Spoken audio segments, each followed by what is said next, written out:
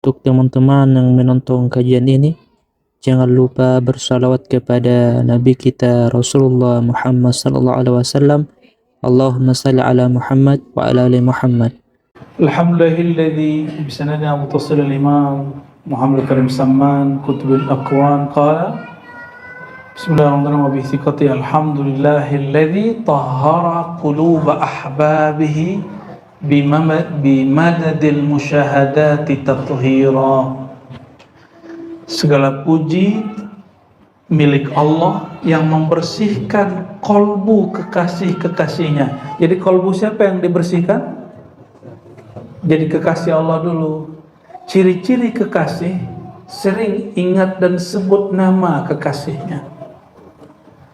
Hari ini sudah berapa kali nyebut nama Allah?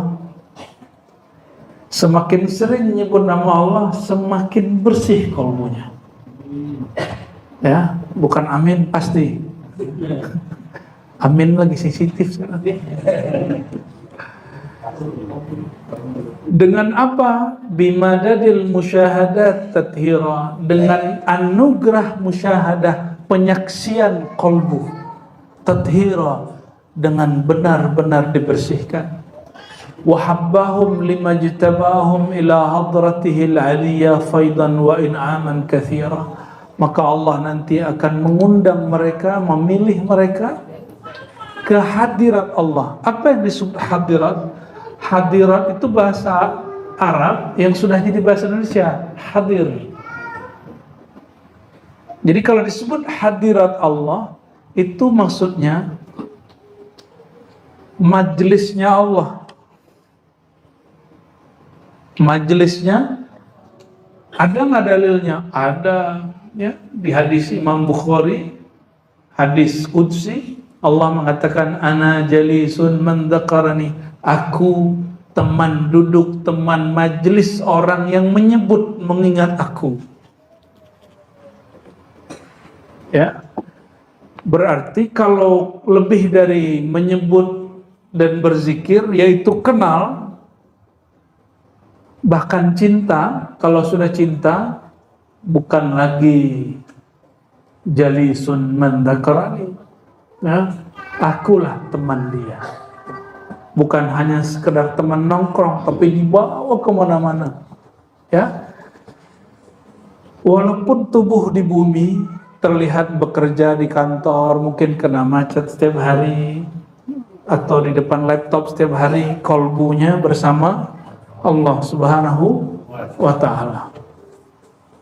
Wa adkhalahum hima izzatihi wa ja'ala kala kullan minhum ala ba'di ma'lumatihi amira, ya. Lalu memasukkan mereka ke dalam benteng keagungannya dan menjadikan semua mereka ala ba'din, sebagian mereka terhadap sebagian lain pemimpin. Wa atalahum ala ta'thiratil asma wa sifat. Lalu sebagian mereka ini Allah izinkan untuk mengetahui efek kalau belajar tentang nama dan sifat Allah dalam dirinya. Nah, coba perhatikan bahwa tasawuf itu tidak hanya urusan membersihkan hati, tapi juga belajar tentang ma'rifat nama Allah dan nama Rasulullah sallallahu alaihi wasallam. Jadi kalau orang ngomong tasawuf itu akhlak doang, enggak. Akhlak bagian dari tasawuf, tapi tasawuf tidak terbatas oleh akhlak. Gitu ya. Dan orang membayangkan, oke, saya terimalah istilah akhlak. Tapi akhlak bukan akhlak yang kita pahami, akhlak sesama makhluk. Ada akhlak kepada Khalik, kepada Allah Subhanahu wa ta'ala. Jika benar akhlak itu maknanya begitu, barulah benar tasawuf itu akhlak.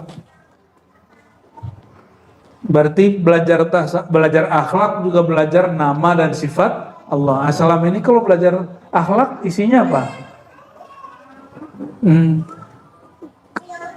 Penyakit hati, penyembuh penyakit hati. Berhenti di situ.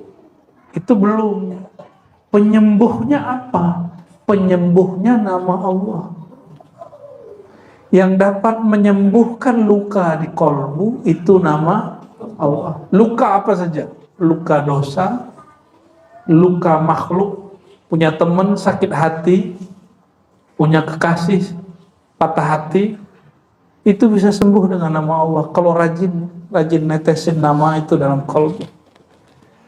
Ya, kalau kolbu kita masih terganggu oleh nama makhluk, berarti namanya belum jadi obat karena belum masuk, ya.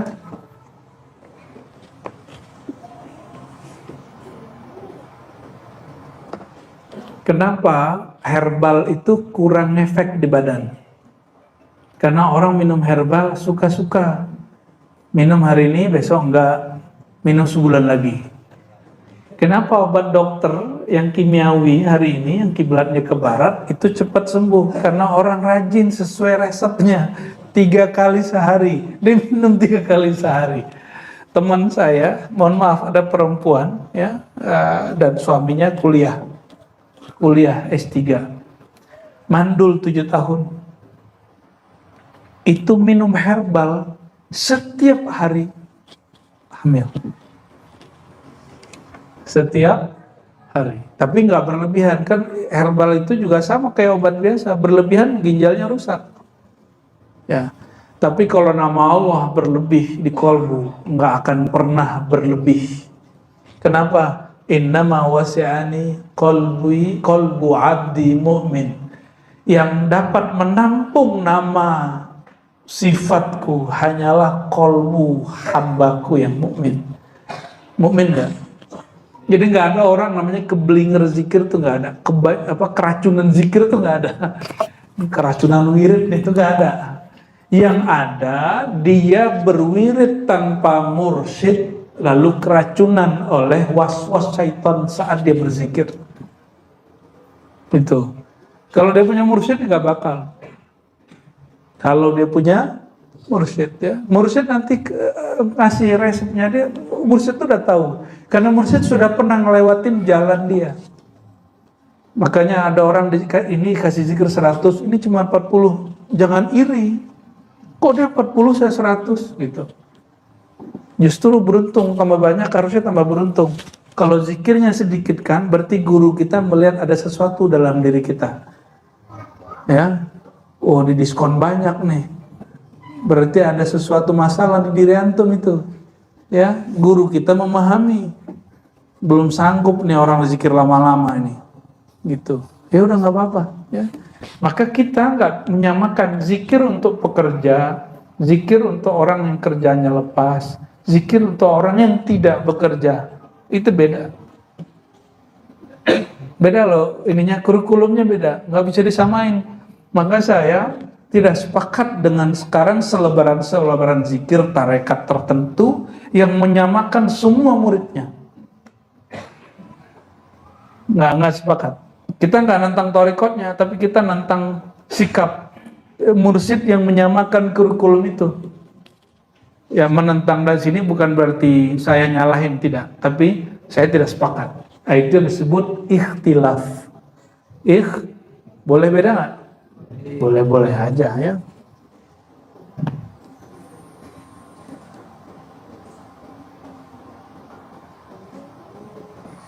Ini mukadimahnya panjang, saya ringkas saja ya. Sampai ke bagian wa ashkuruhu, aku bersyukur kepadanya. Ini kalimat, coba perhatiin, mukadimahnya sudah berisi marifat.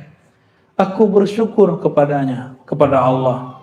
Wa huwa syakir wa syukru wal mashkur. Padahal syukur itu dialah yang sebenarnya yang bersyukur. Dan sifat syukur itu juga dari dia. Dan yang disyukuri itu juga dia. Apalah maksudnya itu? Nih contoh. Nabi ditanya, kenapa engkau sholat sebanyak ini wahai baginda, sedangkan engkau sudah diampuni dulu, sekarang, dan nanti. Apa jawaban beliau? Aku ingin menjadi hamba yang bersyukur. Syukurnya Nabi bukan ingin tambah. Kalau antum syukur supaya ingin nikmat ditambah kan? Berarti kalau nggak ditambah nggak Nabi nggak begitu. Nabi, nah nih coba, tubuh ini milik kita atau milik Allah? Serius, serius nih. Berarti kita sholat pakai milik Allah atau pakai milik kita? Ruh yang kita jadikan spirit sholat, yang dia menyembah Allah, itu dari hembusan Allah atau dari hembusan antum? Milik kita atau milik Allah? Oke. Terus milik kita mana? Jadi itu dia dosa, atau milik kita itu dosa. Jadi ketika kita bersyukur, kita bersyukur dengan benda, dengan sifat, dengan aset yang dia punya kepada zat yang memberikan semua itu. Maka tidak pantaslah orang, ini di tasawuf belajarnya. Di tasawuf itu nggak ada orang mencari pahala, nggak ada. Itu tasawuf pemula. Tasawuf pemula baca zikir apa supaya dapat apa gitu ya. Jadi antum mohon maaf kalau belajar zikir ini pelancar rezeki, zikir ini narik rezeki, zikir ini meramaikan warung, zikir ini naikin pangkat. Itu bukan tasawuf, bukan tarekat. Itu wirid hikmah biasa. Bukan hikmah aliyah, itu hikmah sufliyah. Kenapa? Dia berwirid, berzikir dengan amal yang tinggi untuk mengamankan dunia yang rendah. Paham di situ? Oke. Yang disebut bersyukur itu kita memuji sang pemberi, sang pemilik sebagaimana layak dia dipuji, itu baru disebut bersyukur. Coba doa munajat kita kalau sebelum zikir, sebelum ilahi anta maksudi, Allahumma a'inni ala zikrika. Nanti semua yang hadir mungkin bulan depan nanti ada ratib saman yang sudah saya ringkas, lalu di belakangnya nanti ada tawassul saman, nanti kita buat buku kecil, nanti kita bagikan semua ya untuk amalan antum ya, di sini nanti boleh dibawa pulang amalannya ya. Jadi ada ratib saman. Ratib saman itu amalan yang sudah disusun oleh Syekh Saman, nanti kita ringkas karena dia panjang. Ini zaman now orang bisa duduk sebentar juga hebat ya. Jadi ada idealnya baca ini, minimal baca ini gitu. Gitu ya.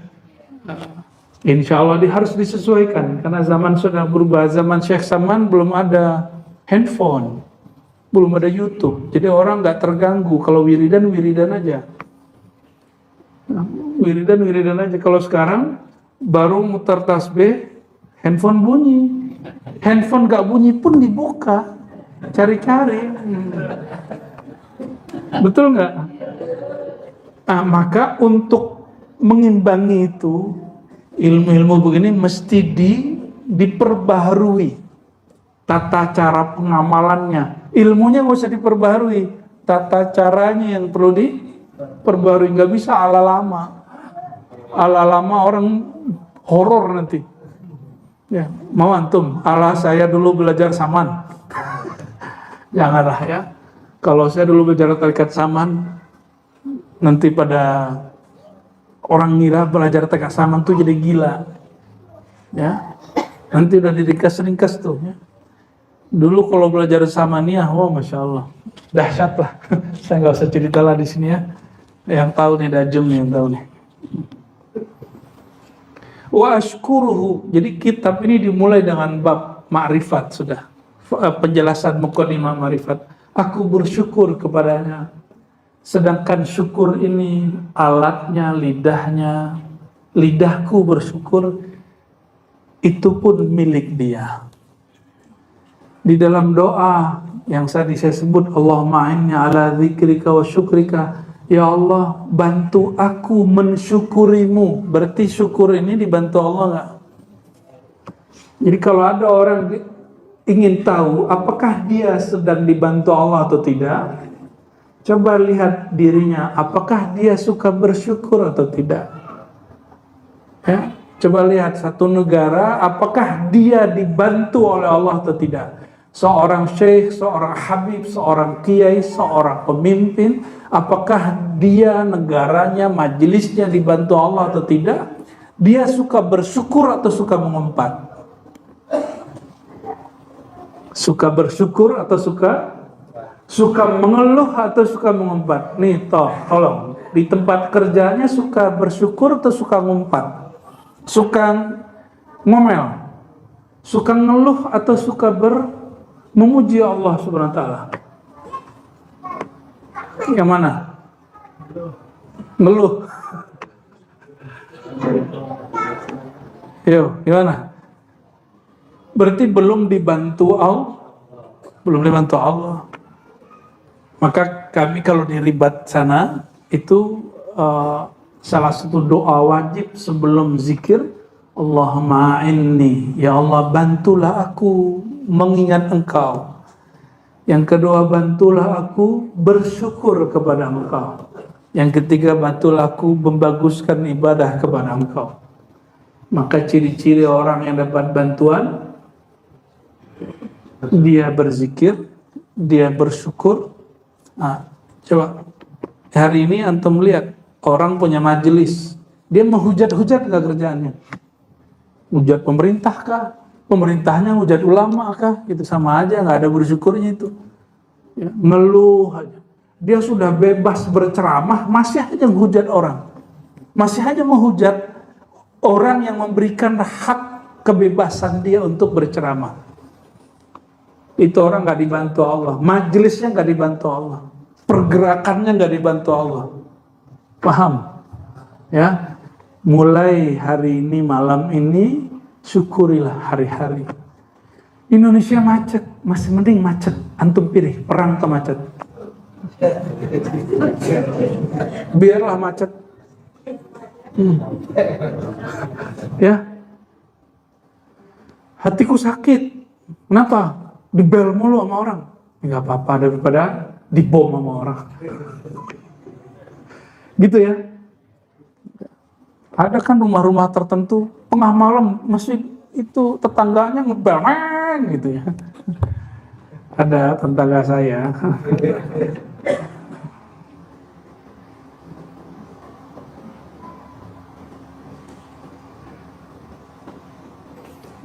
Orang pengen bahagia, biasakan bersyukur, berterima kasih, antum mesti bahagia. Gak usah nuntut macam-macam. Gak usah nuntut, termasuk kepada orang dekat kita, orang tua, saudara, pasangan, tetangga gitu. Tetangga yang ngebel tadi itu gak usah nuntut-nuntut, sudah biar bahagia. Ya. Jadi indi menurut saya as-sa'id al-haqiqi man syakara Allah Ta'ala. Orang yang paling berbahagia, orang yang paling mudah berterima kasih, orang yang paling mudah bersyukur, orang yang tidak suka mengeluh. Ini majelis kita alhamdulillah ya, nggak tahu duitnya dari mana, ini bisa aja. Saya nggak punya duit loh ya untuk ini. Ya. Diribat kan nggak ada narik-narik duit kan? Nggak ada ya? Nggak ada kan tarif tiap bulan gitu kan? Nggak ada. Maka Ustadz diribat nggak digaji. Yang gaji Allah.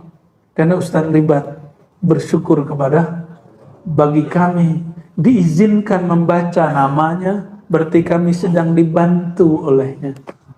Kami diizinkan megang kitab-kitab kekasih-kekasihnya, wali-walinya, kami sedang dibantu olehnya. Mau orang yang datangnya sedikit, mau orang yang datangnya banyak, Allahnya tetap paham. Berarti kalau nanti majelisnya rame, majelisnya sepi, nggak usah sedih, santai aja. Dulu murid pertama saya di Ribat itu Rahman. Ustaz Rahmat ini yang ngajar di sini, ya. Yang pertama 2000 berapa dulu? 2018 ya. Tapi sebelum itu yang ikut ngaji sama saya Buya Zul Asfi dari 2000 jauh. Belum ada belas sudah ikut ngaji dari dulu. Udah ikut ngaji dari dulu. Ya, Faiz juga sama. Istri saya lebih dulu lagi. Alhamdulillahirabbil alamin.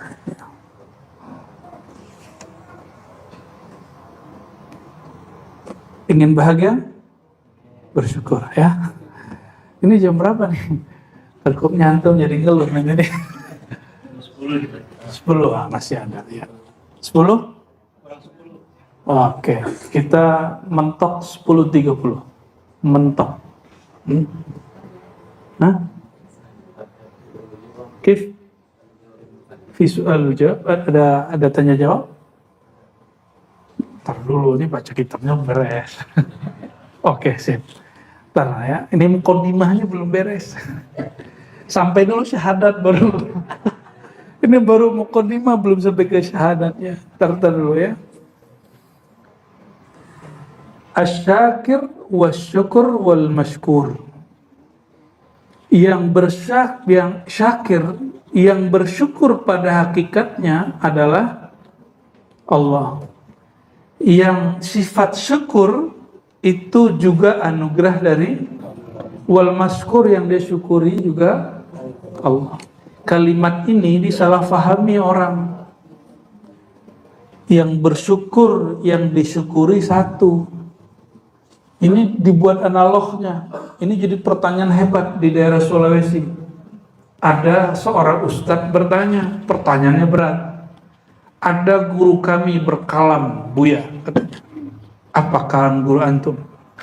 Tiadalah yang menyembah dan disembah kecuali satu. Ngeri gak tuh kalamnya? Tiadalah yang menyembah dan yang disembah kecuali. Ini mirip-mirip begini. Maka saya jelaskanlah pelan-pelan. Engkau sholat pakai tubuh milik siapa? Engkau punya kolbu yang hadir dalam sholat, kolbunya yang genggam siapa? Yang ciptain siapa? Maka maksudnya tiadalah yang menyembah, yang disembah kecuali satu. Ciptaan Allah itu disebut perbuatan Allah, maka perbuatannya kembali kepadanya itu disebut menyembah.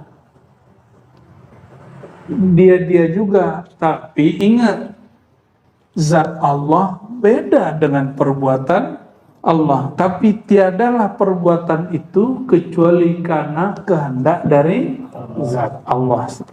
Rumit nggak ngaji gitu atau mudah? Bingung? Coba bayangkan ada orang baca Quran tapi nggak ada yang baca. Bisa? Maka perbuatan membaca tanpa ada yang membaca mungkin nggak? Tapi bacaan itu orang atau bukan? Suara itu orang atau bukan? Suara kalau jadi orang banyak dong dari orang. Suara itu bukan orang, suara itu pelengkap dari orang itu, perbuatan dari perbuatan, bukanlah kita. Tapi perbuatan itu tidak ada kalau nggak ada kita, ya. Selamat pusing. وأشهد أن لا إله إلا الله وحده لا شريك له عزيزا كبيرا القائل يا أيها الذين آمنوا اذكروا الله ذكرا كثيرا. Ya, aku bersaksi tiada yang berhak disembah kecuali Allah, yang tiada sekutu baginya, yang berkata, wahai orang-orang yang beriman. Orang beriman belum cukup, belum sempurna, maka dipanggil supaya sempurna imannya. Uzkurullaha, kenalilah Allah, berzikirlah kepada Allah, zikran katsira, dengan ma'rifat yang banyak, dengan zikir yang banyak.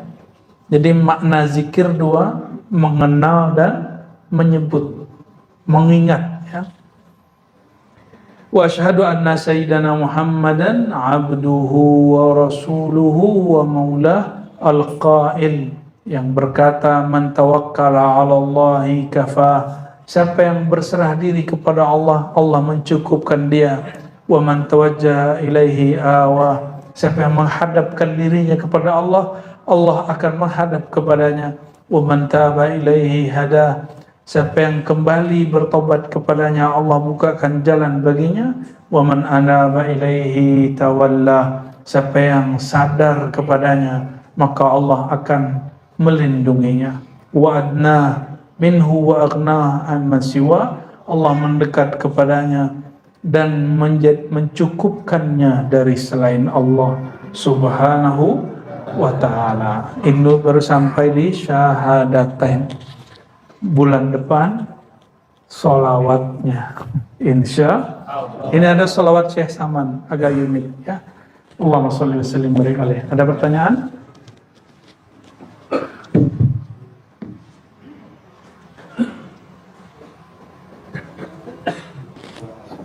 Ya. Ada soal pertanyaan dari jemaah. Zat Allah itu tidak di mana-mana dan tidak duduk tempat. Sedangkan entah ayat atau hadis atau kaul dari para ulama, nanti kalau dia nanya ke sini juga melihat Allah di surga itu bagaimana? Sementara surga itu adalah tempat. Berarti Allah ada di tempat. Syukran Maulana. Ini pertanyaan akidah, ya.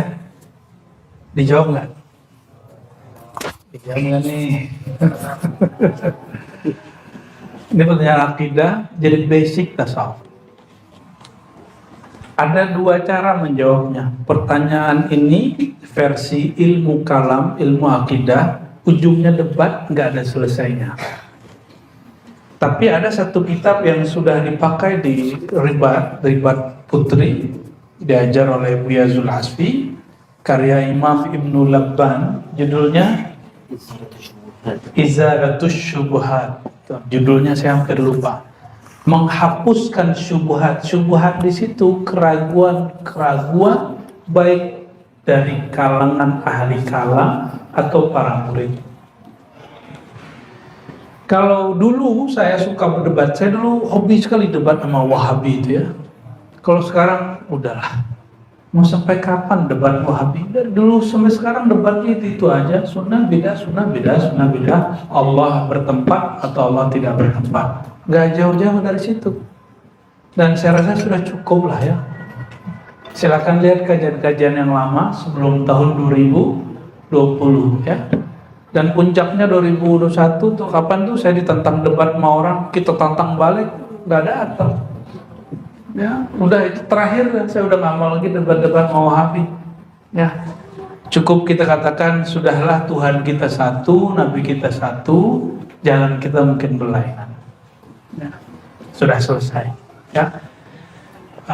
Namun kalau kita buka lagi ilmu itu, teman-teman yang bukan Allah, di Quran dan di Sunnah Nabi SAW ada beberapa ayat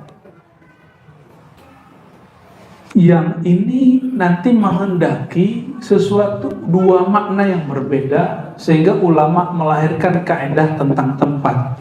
Pertama, ketika kita di suatu wilayah nggak tahu arah kemana, sholat ngadep kemana?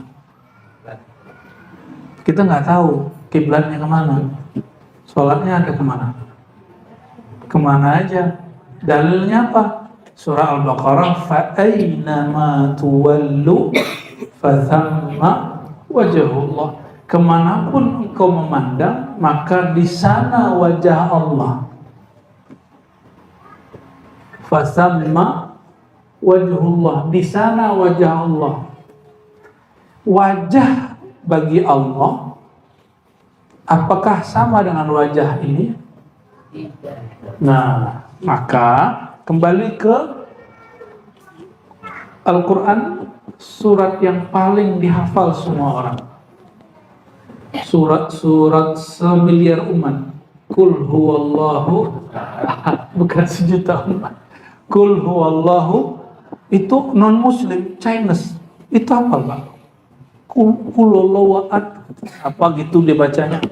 Kul huwallahu ahad. Lucu-lucu mereka bacanya. Ternyata mereka ngintip pengajian kita. Alhamdulillah. Maka nggak boleh benci dengan ras manapun. Siapa tahu kolbu dia ada cahaya. Ya. Dan baju antum itu tanda kalau ada ajaran Islam di bawah jalur Cina. Tuh bajunya tuh, baju koko tuh ya.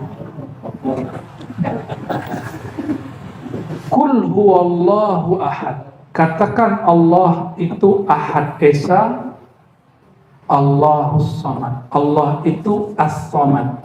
Salah satu makna As-Samad adalah Allah itu tidak memerlukan alam. Allah itu bukan benda. Ini rumus. Ini kembali ke ilmu otak kepala. Biar agak berat-berat dikit. Ngaji tasawuf tuh nggak ada yang berat. Yang berat tuh ngaji kalam.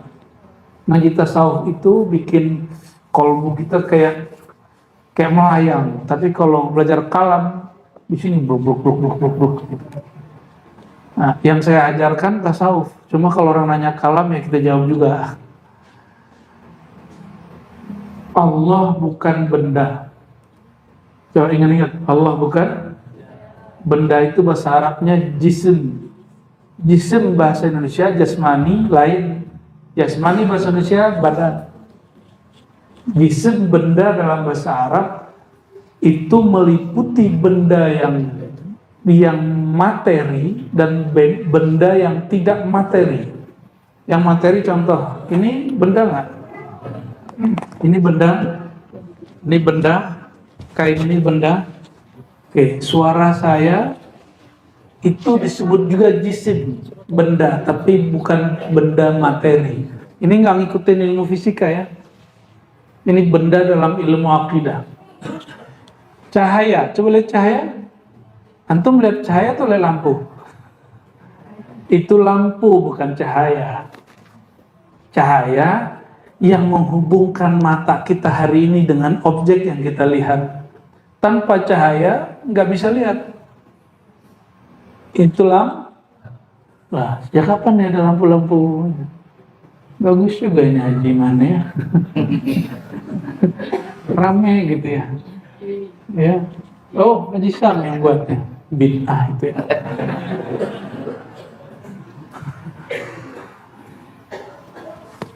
Jadi cahaya juga benda, air juga benda. Oke. Maka ada benda yang materi kasar, ada benda yang materinya halus. Allah juga bukan sifat dari benda, arat, kondisi dari benda. Contoh, antum ini sehat atau sakit? Sehat itu coba bayangkan sehat tapi nggak ada orangnya. Bisa nggak? Bayangkan sakit nggak ada orangnya. Bisa nggak? Paham? Ini harus pakai sabur nih sebenarnya. Ntar si Dene di sana ada ya. Sini ntar. Jadi ngajarnya udah anggap aja kuliah S4 di sini. Ya.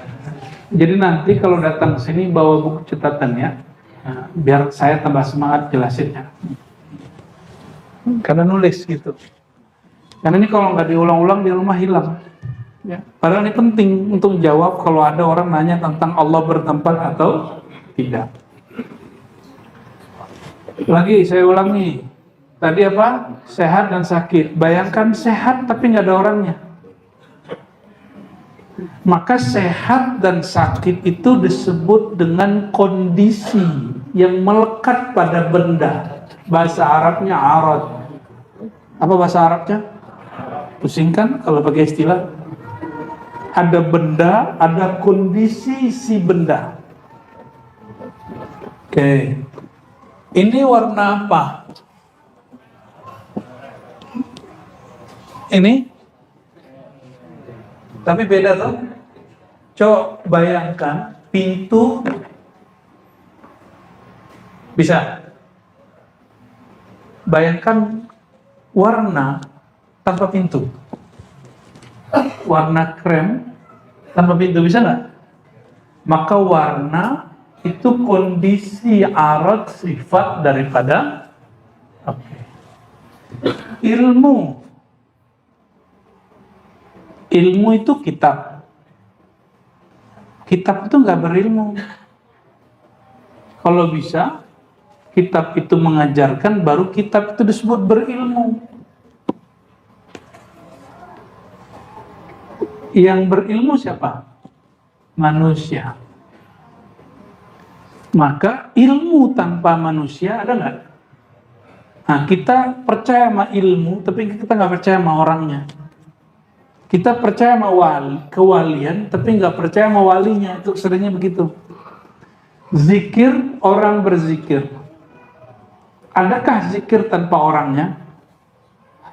Nggak kelihatan, berarti suara hantu.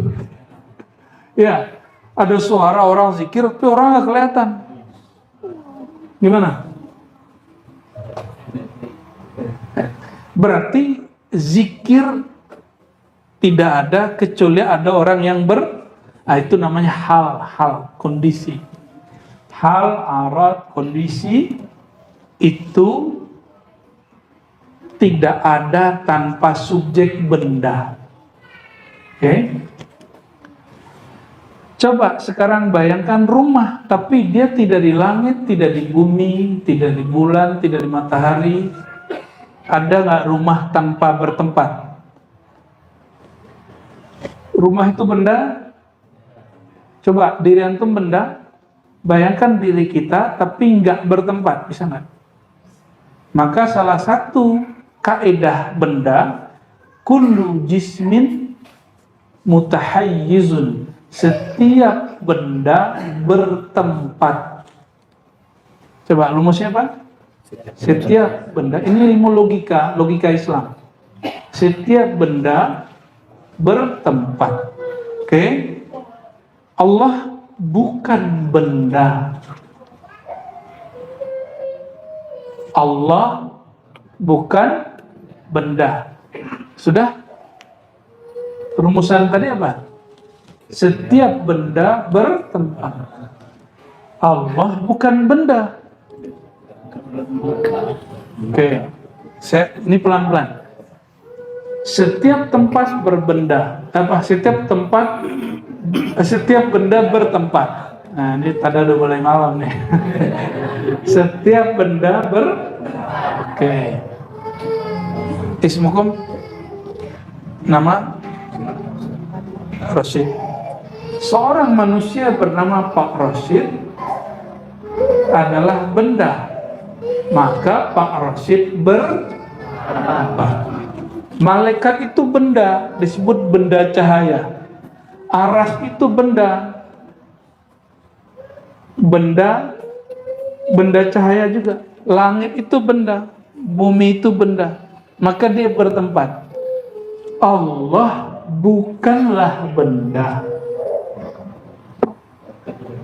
Maka Allah tidak Jadi kalau disebut wajah Allah, bukan wajah begini. Disebut tangan Allah, bukan Jadi kalau sudah paham Allah bukan benda, sebutlah tangan, kaki, muka tentang Allah, itu nggak ngaruh.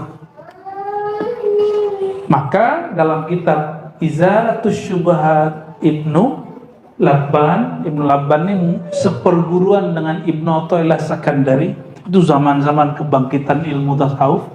Di zamannya menjelaskan, kami ahli tasawuf, ahli sunnah wal jamaah, tidak perlu mentakwil istiwa bersemayam, nggak perlu, menguasai nggak perlu, ya tangan nggak perlu ditakwil.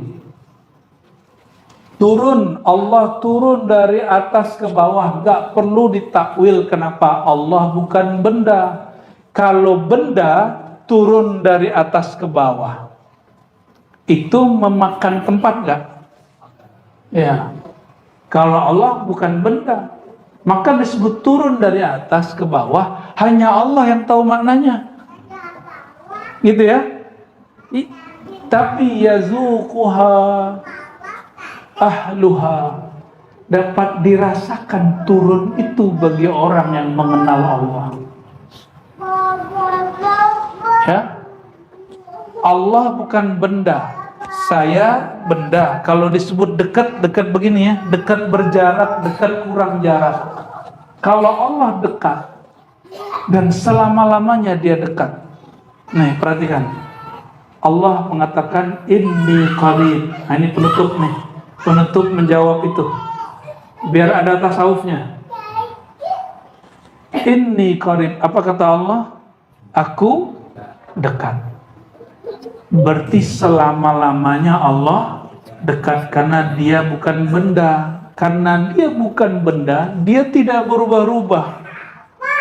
Ingat, tadi kaidah pertama apa? Setiap benda bertempat. Ada kaidah kedua, tolong diingat-ingat dan dicatat. Setiap benda berubah-ubah. Allah bukan benda, maka Allah tidak berubah.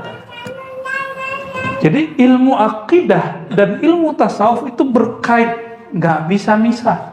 Maka wajib baca teologi ulama Nusantara yang saya tulis itu ya. Udah habis ya? Masih ada nggak? Masih ada ya. Itu tenang aja, saya nggak tambah kaya dengan itu ya, karena saya nggak mengambil 1% pun, semuanya untuk ribat. Makanya bisa mindahin berkat itu mungkin ya. Wallahu a'lam bishawab. Benar nggak? Soalnya, nah, kurang kali duitnya. Mana cukup jual buku untuk mindahin tadi ya. 1 tiang aja 80 juta. 2 tiang ya? 2 tiang 80 juta. Bukunya lunas, ya sanggup lah ya. Itu cuma gaya-gayaan doang itu. Belajar-belajar sedekah ya. Cari buku itu ya. Nggak sanggup fotokopi lah, saya izinin buku saya difotokopi ya. Tapi biaya fotokopinya lebih mahal dari ya, boleh sama Bapak. Semua buku saya boleh difotokopi walaupun ada ISBN-nya.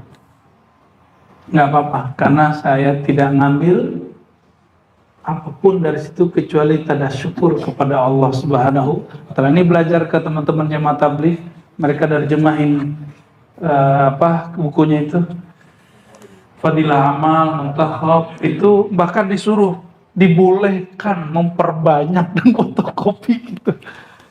Saya belajar ikhlas dari mereka lah ya, salah satunya ya. Kembali ke laptop. Allah bukan benda. Benda kan tadi kaidahnya 2. Apa? Ini kaidah nih, pegang-pegang nih. Ini kaidah kalau ingin bertuhan dengan baik supaya tidak terjebak pada ajaran kebatinan. Allah bukan benda. Setiap benda bertempat. Setiap benda berubah-ubah. Allah bukan benda, maka Allah tidak bertempat. Allah bukan benda, Allah tidak berubah-ubah. Sekali dia mengatakan inni qarib dengan kalimat fa'il mubalaghah, bukan dengan kata fi'il, kata kerja, tapi dengan kata pelaku, kata isim, kata benda. Jadi Allah kalau dengan kata ismiyah, isim itu bukan kata aktif. Qarib, aku dekat, maka maknanya selama-lamanya dia dekat. Tapi kalau huwallazi anzala sakinata, dialah yang menurunkan kedamaian kepada, itu pakai kata kerja aktif nggak? Karena dia kata kerja aktif, ada yang diturunin, ada yang tidak, tergantung kadar imannya.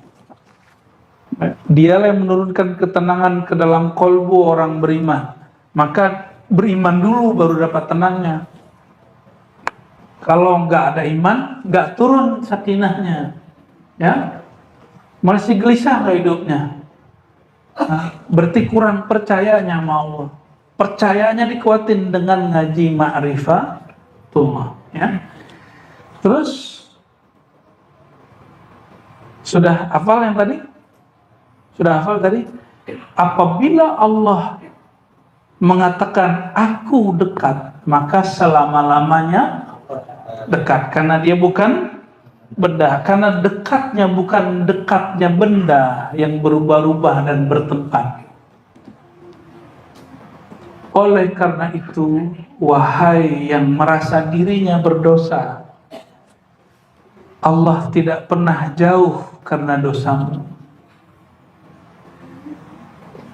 Begitu juga sebaliknya, wahai orang-orang yang merasa taat, merasa wiridnya banyak, yang ijazah thariqatnya banyak, ijazah auratnya banyak, ilmunya banyak, hafalannya banyak, tahajudnya banyak, Allah tidak pernah tambah dekat dengan taatmu. Terus kita nggak usah ngapain dong? Enggak begitu, jangan salah paham. Ini lagi menjelaskan tentang Allah. Allah dekatnya tidak bertambah dengan taat, tidak berkurang karena ada orang maksiat. Maksudnya jangan putus asa wahai pemaksiat, jangan sok suci wahai orang taat. Jadi kalau nanti negara kita nih dihindarkan dari bencana, jangan sok-sokan ini karena saya khataman zikir la ilaha illallah. Gaya bener ente. Ya. Masuk angin aja gak bisa nendang, gak bisa ngelawan. Gaya-gayaan la ilaha illallah, dia bisa menolak bala dan negeri ini. Sok bener ya. Saya seminggu ini diberi sakit sama Allah. Sakit apa namanya? Ya, bahasa Indonesianya apa tuh? Galigata. Emang gitu? Ya, kayak alergi gitu. Keluar dikit, makan apa dikit langsung. Jadi lemas, badan tuh lemas setiap hari. Tapi maksain ngajar. Jadi kemarin tuh maksain ngajar. Kayak nggak ada penyakit gitu, nggak ada apa. Padahal saya lemas itu. Ya. Hari ini juga masih lemas-lemas sebenarnya, tapi kalau sudah lawan aja lah.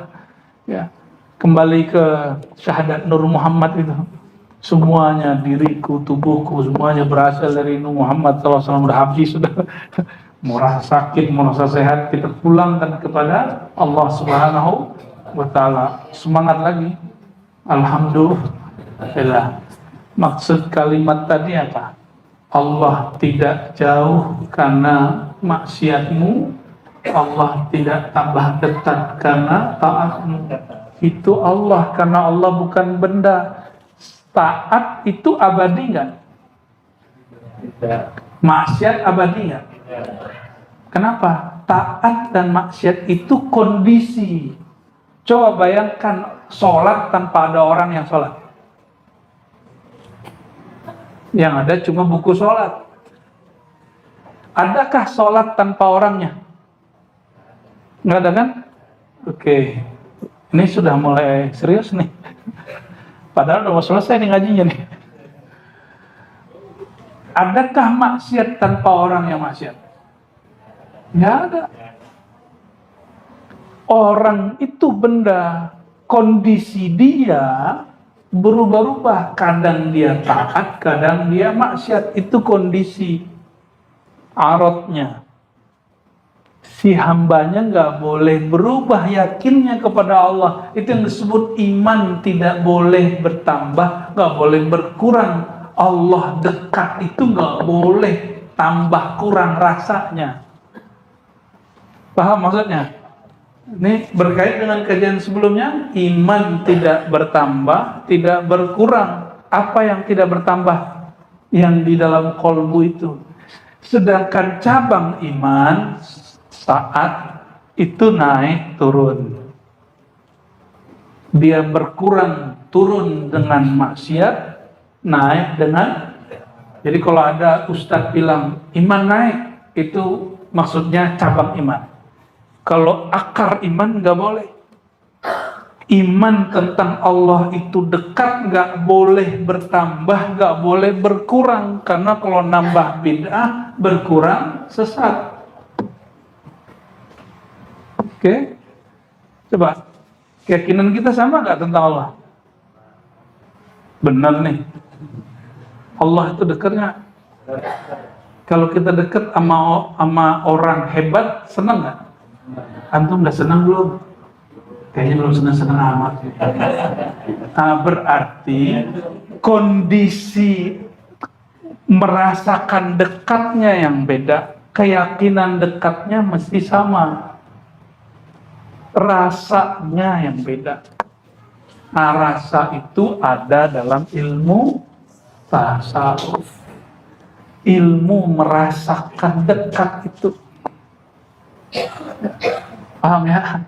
Oleh karena itu teman-teman saudara yang akan Allah, itu salah satu nafahat ilahiyah, hembusan-hembusan kemarifatan yang diturunkan oleh para masyayikh kita, imam-imam kita. Terjawablah bahwa tidak usah dipertanyakan Allah bertempat atau tidak. Jadi mau di dunia Allah dilihat bukan berarti Allah bertempat di dunia. Berarti Nabi tidak, kalau Nabi ketemu Allah di aras, sama nggak ketemu Allah di bumi? Sama. Yang beda itu kalau ketemu di aras berarti ada tugas. Gitu. Kalau ketemu di sorga berarti selesai tugas. Ya, belum selesai kan tugasnya? Maka belum ketemu surganya. Sabar-sabar dulu lah ya. Jadi saya berharap hindari pertanyaan-pertanyaan yang menyulitkan diri. Kalau tidak tahu cara menyelesaikannya, ya. Kalau kayak tadi terjawab nggak? Masih nafsu nggak mau nanyain tangan Allah gimana Allah turun? Selesai kan? Nah, nanti kita buka kitab itu, terbuka lagi. Nanti Bu Yasfi ngajar Izalatus Syubhat, tapi nggak tahu nanti Bu Yasfi buka kajiannya di mana, apakah di sini atau di daerah selatan sana, ya. Nanti inilah ya, mohonlah ke Bu Yasfi karena beliau sudah khatam sekali, jadi sangat menguasai kitab itu, ya. Semoga Bu Yasfi mau dirayu ya. Amin. Allahumma sholli wa sallim ala sayyidina Muhammad. Baik teman-teman semua, kita tutup dengan sholawat Nurul Mubin. Ya, sama-sama. إن الله وملائكته يصلون على النبي يا أيها الذين آمنوا